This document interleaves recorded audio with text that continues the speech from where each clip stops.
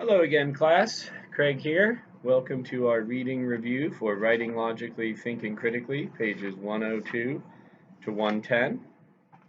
Let's pick up here on page 102 as the uh, chapter is focusing on definitions.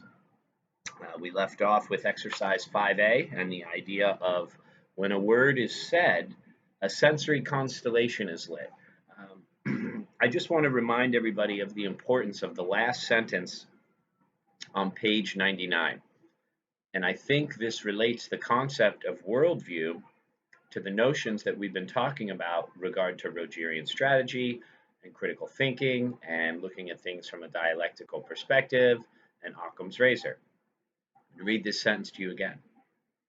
Whenever a speaker, writer, listener, or reader encounters a word, a lifetime of associations renders the word, and thus the image it conjures up, distinct for each individual.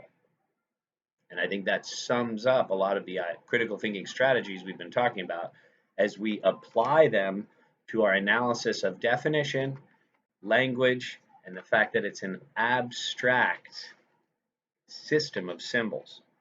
So this idea continues on page 102 with the notion of the abstraction ladder and the importance of concrete examples and specificity. And if I may say so, if any of you shop at Sprouts, there is a pecan coffee there that is just delicious. I believe it's southern roasted or southern toasted pecans. Try it. I'm having a sip of it now, and boy, oh boy, is it tasty. The simple things in life, but I hope I use description to let you understand by calling it tasty and right the smell, because that's what it's all about in our essays and our writing. We want to describe things according to the five senses. So I digress, but as I was taking a sip, I just wanted to share with you. I believe it's Southern Toasted Pecans. It's a red package from Sprouts. And after I'm done with this video, I'll get the package and I'll show it to you on the next video. Enough about that, sorry. But that being said, these are the kind of things we talk about in the classroom, right? If I walked to the cafeteria and I came back and there was a really tasty cup of coffee, again, it's all about the learning experience, but also realize like I'm a human being, I'm a person. And that's why when a lot of you have asked for extensions, no worries.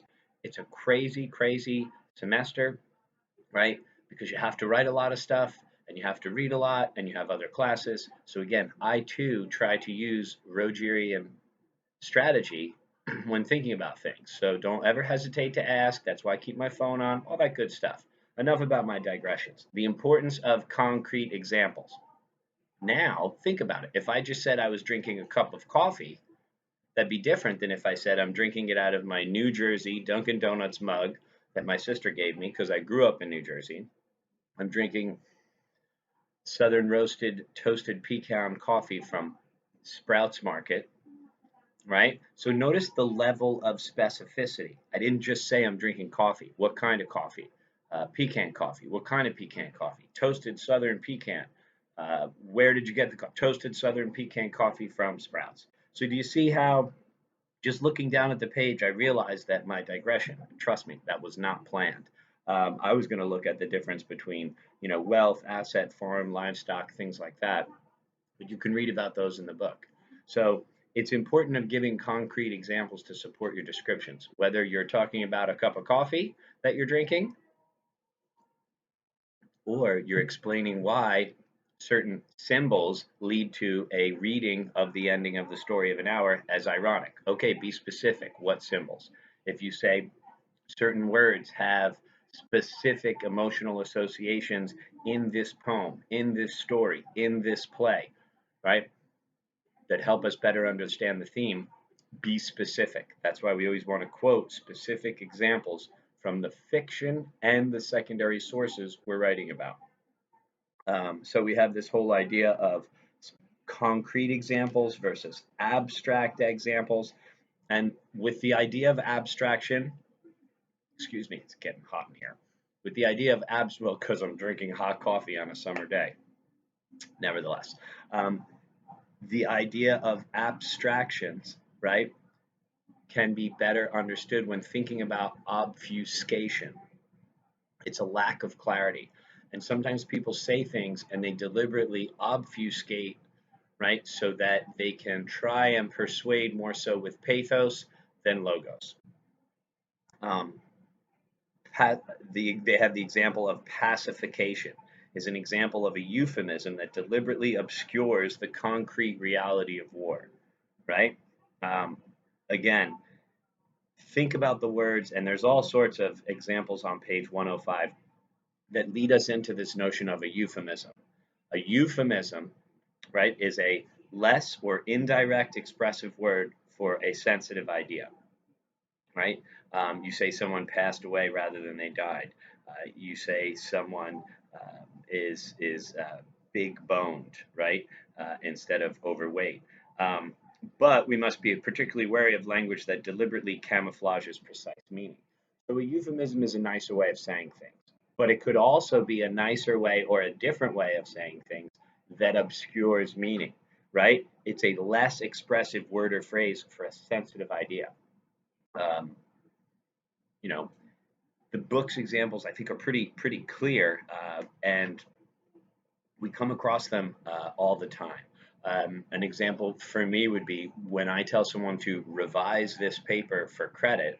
That's a nicer way of saying if you don't revise it, you're not going to get credit, and we all know what a non-credit grade looks like. But it's very harsh when you tell someone this paper is going to get a D or this paper is going to get an F. It kind of it's harsh, right?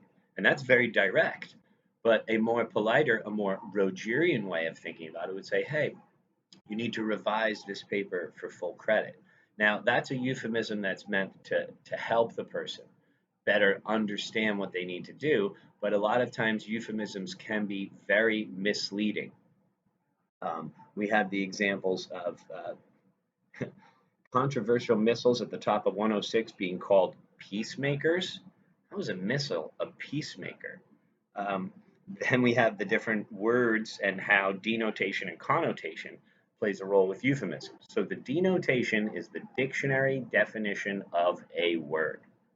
The connotation is the emotional associations that surround that word. And words can have positive or negative connotations. And euphemisms can help dull those meanings, hide those meanings, be less direct about those meanings. So when we say denotation, it starts with the letter D, and an easy way to remember it is so does the dictionary. When we say connotation, it starts with the letter C, and an easy way to remember it is context. The word in context, the emotional associations that surround it. We have quite a bit of euphemisms on page 107. We have examples of connotation and denotation on 106. Um, I think they're all pretty clearly stated. And this exercise 5D that we're kind of finishing up our reading with does a great job of giving us examples of the differences between denotation, connotation, and euphemism.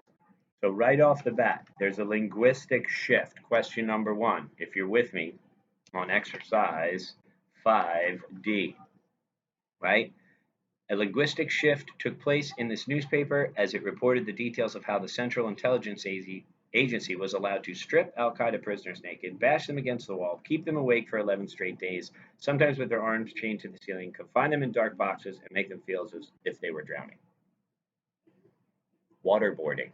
Talk about a euphemism. It sounds like a sport to me, but it's a euphemism for simulated drowning. So essentially, the Bush administration called this what? Enhanced interrogation. Enhanced to me sounds like a positive thing. Then they were described as harsh, right? So it started as enhanced, then it was harsh, then it was brutal, and then on the editorial page it goes to torture. Now, a lot of people thought that brutal was just a timid euphemism for torture, right? But then some people thought brutal was too loaded. The key here is as you read about it, I think we can all agree that the techniques constitute torture. The techniques are brutal. and I think the euphemisms harsh and enhanced dull the meaning. But the bigger picture is understanding the difference between denotation, connotation, and then when those meanings are dulled, euphemisms. So I think that this is a good exercise to recognize those ideas. And as it's kind of essay is working towards paragraph 10 and 11, right? Um, Presenting the facts and letting the readers decide how to characterize what happened would be more in the spirit of objective journalism. He said the Times should have dropped all adjectives in this case, said Daniel Pylon. So think of it this way. Newspapers are supposed to report just the facts.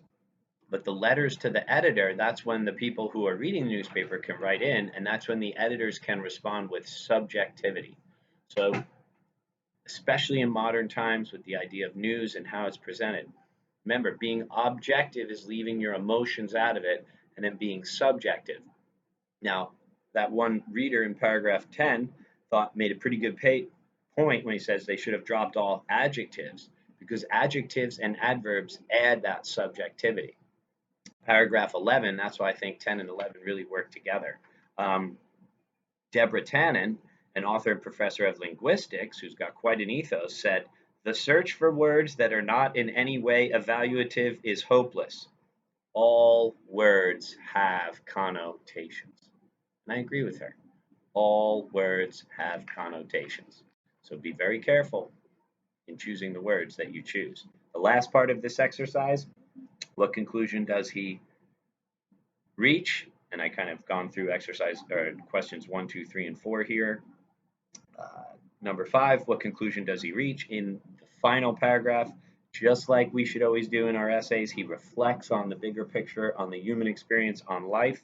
The Times should just strive to tell readers exactly what a given interrogation technique entails. Objective, right? As Shane does with waterboarding. But that is not always practical, as in a headline. When the paper needs a short description, the word brutal is accurate and appropriate, whether you think the acts were justified or not.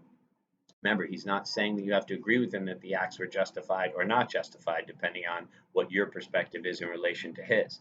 He's saying that the word brutal is accurate and appropriate. What they did was brutal, and we can debate whether or not they should do it, but what they did was brutal. Now, notice how his ending is Rogerian. He uses Rogerian strategy. He says, you may not agree with me 100%. We're not going to agree on whether they're justified or not, but what we can agree on is that they were accurate and appropriate.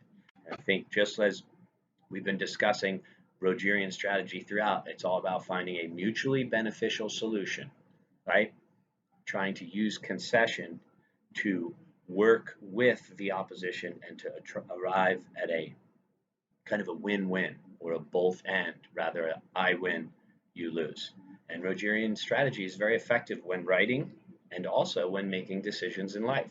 So I hope that you're finding a lot of these strategies helpful when you're writing your papers, when you're analyzing the decisions the characters make in our fictional works.